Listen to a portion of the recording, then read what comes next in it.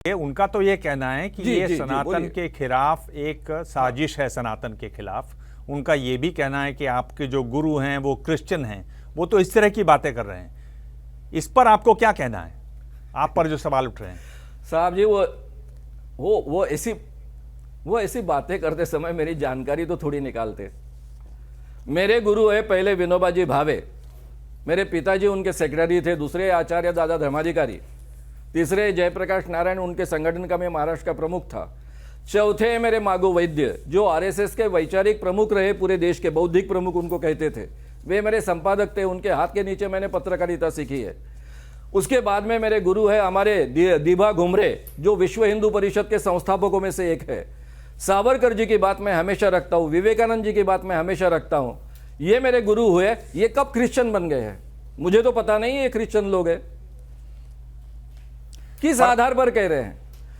आज तक मैंने पूरे जीवन में 40 सालों में, मैंने अपने जीवन में और पूरे 40 सालों में संगठन के काम में एक पैसे का फॉरेन फंडिंग नहीं लिया है।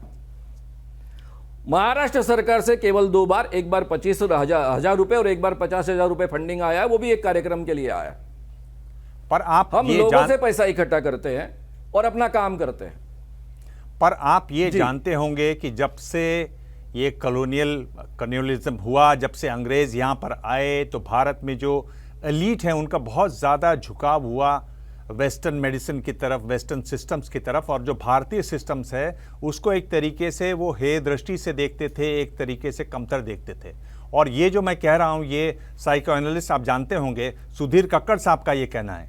क्या आप वही तो नहीं कर रहे हैं कि जो आप समझ नहीं पा रहे हैं, जिस बात को आप समझ नहीं पा रहे हैं, जिस विद्या को आप समझ नहीं पा रहे हैं, उसको आप अंधविश्वास बता रहे हैं? दिबांग जी, मैं 40 सालों से इस क्षेत्र में काम कर रहा हूं। मैं खुद बहुत अंधविश्वासी था। ये सब मेरी किताबों में और मेरा YouTube चैनल है, उस पर इन चीज़ों से चीज़ें भरी पड़ी है। 10वीं क्लास में पढ़ रहा था, मुझे भूत लगा था। मैं कई बाबाओं का भक्त था, उनकी सेवा करता था, उनके जूठन खाता था। ये सब मेरे इतिहास का हिस्सा रहा है। 28 साल तक मैं कॉलेज में इंग्लिश पढ़ाता था, फिर भी अंधविश्वासी था। जब मुझे पता चला ये सभी अंधविश्वास है, तो 1982 में मैंने सभी पत्रकारिता और पहले प्राध्यापकी छोड़कर फुल टाइम ये काम की शुरुआत की। 9-10 सालों तक फुल टाइम काम करता रहा। उसमें से ये पूरा संगठन 2-4 प्रांतों में खड़ा हुआ, खासकर महाराष्ट्र में बड़े पैमाने पर तब तैयार हुआ। और तब से आज तक 40 साल हम काम कर रहे हैं। और उसी के आधार पर जादू टोना विरोधी कानून महाराष्ट्र में बना 2013 में, जिसका बेस है कि इस दुनिया में कोई चमत्कार नहीं कर सकता, क्योंकि इस कानून के तहत चमत्कार का प्रयोग कर उससे आर्थिक प्राप्ति करना ये अपराध ठहराया गया है। ये इस दुनिया में भूत नहीं होता है, इस दुनिया में कोई भी इस प्रकार का जादू टोना मंत्र तंत्र नहीं कर सकता है।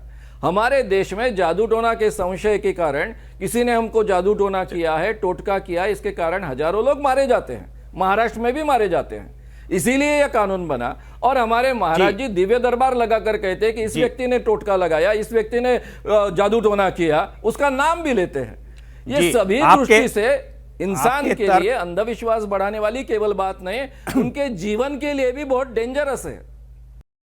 जैसे ही घड़ी का काटा दोपहर 2:30 पे आए, बबीता जी का दिल सास बहू साजिश के लिए मचल जाए। और ये है इनकी बहू, पूरे दिन ऑफिस की टेंशन हो जाए गॉन जब ये करें अपना फेवरेट शो फ्री टाइम पे ऑन।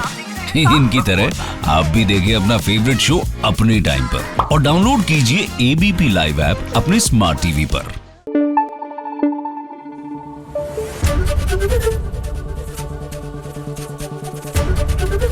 एबीपी न्यूज आपको रखे आगे।